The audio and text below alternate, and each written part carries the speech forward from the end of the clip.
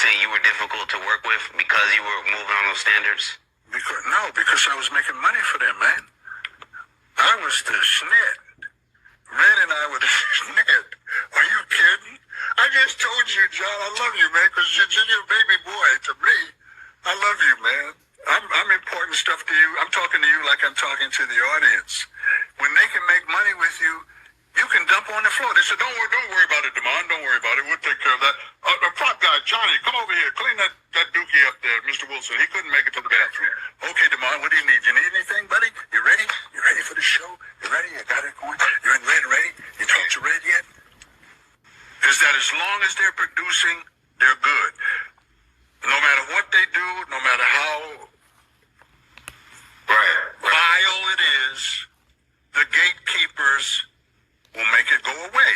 Now, what I know, because I went to the top in my industry, as long as you are making money for the powers that be, you can do anything short of somebody watching you murder somebody. The moment you stop making the money for them, you have no intrinsic value. And I knew that, and that's what I used in the business of show. So I'm not talking about this young man. I don't know him. I don't swim in that pond. It's not necessary for me to bring all these people in, how he took advantage of. They wanted something. He wanted something. If you go to a shore in the Caribbean or even here, and you see a sign that says shark sightings, no recreational swimming. You see surfers out there. You see people swimming out there. They go in the water and come out. Nothing might not happen. But then they go in that water and the shark will get them. And that's the end of that. So those waters that these people are swimming in are shark infested. In the motion picture industry, in the television industry, and in the recording industry. Those waters are shark infested. You take a chance to go in there. You might come out unscathed. You might not come out. Yeah.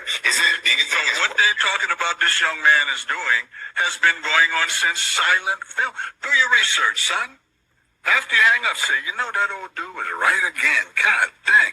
Because I'm from that era. I know the history of the industry. The thing that this young man is going through could be, they have a ritual, an embarrassment ritual, a shaming ritual. Right, but let me ask you this, because with that statement, you said this could be a shaming ritual. Does that mean the person's in on it as well as, like, this is part of my initiation? Because I saw Diddy in Miami, and he was smiling as if everything was okay. I don't know if this young man, I saw him in a magazine, and I don't want to talk about him, but I saw him on a magazine wearing some pretty zesty clothes. So that said to me, he's probably part of that whole thing. But what I see is somebody who's doing something that's been doing it for over 30 years. And all of a sudden now, this is what I know, okay? I only speak on what I know. I don't like that term gatekeepers. I like overseers. Overseers on the plantation had a certain amount of power that they could wield that the master, the owner of the plantation, gave them. And many of the slaves purportedly feared the overseers more than they did master, because they wanted to maintain and keep their status. Listen to what I'm saying and look at what's happening. They wanted to keep and maintain their status. And as long as the slaves were making that money when they weighed that cotton and whatever crop they had, the overseer's position was solid. So he cracked the whip to make sure that them slaves busted their butt. This is not anything new. A lot of people think this, though. This is why I'm because you're young and you don't have any reference for it. That's why. You can't go back 30 years and say, I remember Lou Gossett was embroiled in this in the 80s. I remember Richard Pryor was embroiled when he shot his car. I remember all of those things. This is not anything new. The scripture says that. There's nothing new under the sun. Is it because he was with a white woman? Like, what did he do wrong from your vantage point? I'm going to say it again because you're a little thick today. Maybe you didn't get enough sleep last night. And I say that respectfully. A shaming ritual. Remember the kid in school you did? You Diddy had the same ritual, so I'm asking about Jonathan Major's situation. I'm gonna explain it to you. A shaming ritual means they will play on whatever they can. They find an Achilles tendon, an Achilles heel, and that's what they prey on. I understand that this person is being drugged through the mud right now has video on everybody.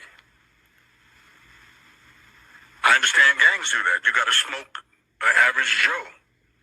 And in the mafia, you got to do that. It's called making your bones. So I understand that Freemasons do the same thing. They got to have something there. My dad was a Freemason. He told me about men laying in a coffin naked, jacking off, and telling their secrets. They got to have something on you. You look at these politicians. This guy read a thing the other day for people incarcerated, for people busted on drugs, for people, and he named all of these things. And he said, now who is this? NBA, NFL, or the entertainment industry? And everybody got it wrong. It was a political agenda, all of those people.